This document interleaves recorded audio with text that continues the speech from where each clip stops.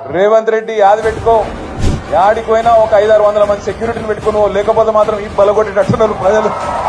ఎక్కడికి పోయినా మాట్లాడతారు, అక్కడక్కడ డైలాగులు కొడుతుంటారు. రేవంత్ రెడ్డి కేసీఆర్ దమ్ముందా అంటారు, కేసీఆర్ అంటే నేను అంటున్నా కేసీఆర్ కావాలంటే ఈయన మన సోషల్ మీడియాలో పోస్టులు పెట్టే పిల్లగానే తట్టుకోలేకపోతుంది. ఈయన కడ కేసీఆర్ కావాలన్నారు. అవసరమా? ఈ చిట్టినాయుడికి ఇంత మనిషి వీడు, వాడు మళ్ళీ చిట్టెలుక ఆయన కంటే కేసీఆర్ కావాలన్నారు. అందుకే మేము చెప్పినాం మొన్న, అంత లేదు నీకు చేతనైతే.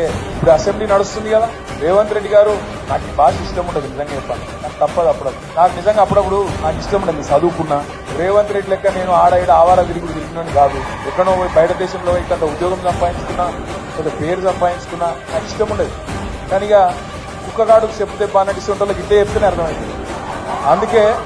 అందుకే చెప్తున్నా, రేవంత్ రెడ్డికి అడుగుతా ఉన్నాను, నువ్వు నిజంగానే మగాడివి అయితే అసెంబ్లీ నడుస్తుంది కదా, 15-20 రోజులు పెట్టు. మొదలు 10-15 రోజులు మొత్తం రాష్ట్రంలో ఉన్న ప్రజల సమస్యలు మాట్లాడదాం, లగచర్ల మాట్లాడదాం, గురుకుల పాఠశాలలు మాట్లాడదాం, అక్కడ ఉన్న సమస్యలు మాట్లాడదాం, రాష్ట్రంలో నువ్వు చెప్పిన 6 గ్యారెంటీలు మాట్లాడదాం, ఆటో డ్రైవర్లు ఎందుకు చచ్చిపోతున్నారో మాట్లాడదాం, చేనేత కార్మికులు ఎందుకు చచ్చిపోతున్నారో మాట్లాడదాం, బోనస్ ఎందుకు ఇస్తలేవో మాట్లాడదాం, మిగతా అన్ని విషయాలు మాట్లాడదాం. నీకు ఇష్టం ఉన్నంత కాలం రాష్ట్రం అప్పుల పాలైందని తప్పుడు ప్రచారం చేస్తున్నావు కదా, అది కూడా మాట్లాడదు. నువ్వు నిజంగానే మొగాడు అయితే 10 రోజులు ఇదంతా ఒడిచిపోయినాక మిగిలిన 4-5 రోజులు ఉన్నాయి కదా, ఆ స్కామ్ అంటున్నావు కదా, మొగోనివైతే అసెంబ్లీలో చర్చ పెట్టు, అక్కడనే సమాధానం చెప్తా నీకు అసెంబ్లీలో చెప్తా ఉంటాను.